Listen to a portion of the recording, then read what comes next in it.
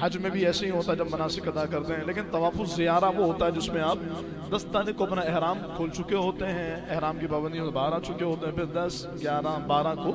غروب آفتاب سے پہلے کسی وقت بھی آپ کعبۃ اللہ شریف کا طواف کریں گے۔ اس طواف میں سعی بھی ہے صفا مروہ کی، یہ بندہ اپنے گھر کے کپڑوں میں ہی کرتا ہے، تو یہ ایک انوکھا طواف ہے۔ اور علماء نے یہاں تک لکھا کہ پورے حج کا جو مقصد ہے وہی طواف الزیارہ ہے۔ یہ طواف الزیارہ مطلب دراصل یہ اللہ کی زیارت کی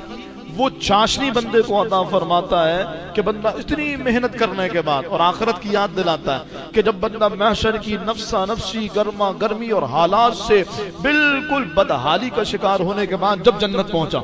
تو اب اس کے کریم رب نے وہ سب ندیدار کرا دیا، تو کہ وہ سارے غم، ساری پریشانیاں، سارے مصائب بھول جاتا ہے۔ بالکل ایسے ہی طواف الزیارہ کرنے والا جب حج کے وہ مناسک ادا کرنے کے بالکل بدحالی کا شکار ہوتا ہے۔ ہم یہ جملے کہتے وہ پہلے یہ سوچتے تھے کہ یار اتنے جدید دور میں بدحالی کیسی، لیکن یقین مانیے جب وہاں جانے کے بعد وہ الفاظ آج بھی یاد آتے ہیں جس میں فرمایا گیا کہ حاجی بے سر و سامانی کی حالت میں اس کے بال یا اس کے سر جو ہے وہ گرد آلود ہوتے ہیں، اس کے کپڑے میلے ہو رہے ہوتے ہیں، اس کے احرام، اور اس حالت میں عرفات کے میدان میں اللہ اسے سلام کہتا ہے،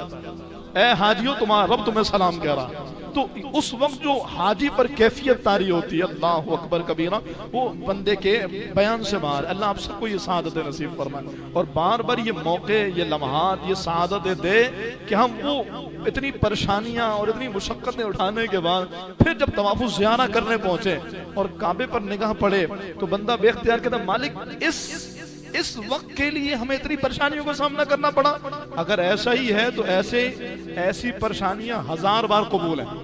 ایسی آزمائشیں 1000 بار قبول ہیں جس میں اتنی بڑی سعادت اور انعام کے لیے تو نے ان مراحل سے گزارا ہو۔ تو جب طواف الزیارہ کی یہ برکات ہے تو جب رب کا دیدار ہوگا اسی کی برکت ہے۔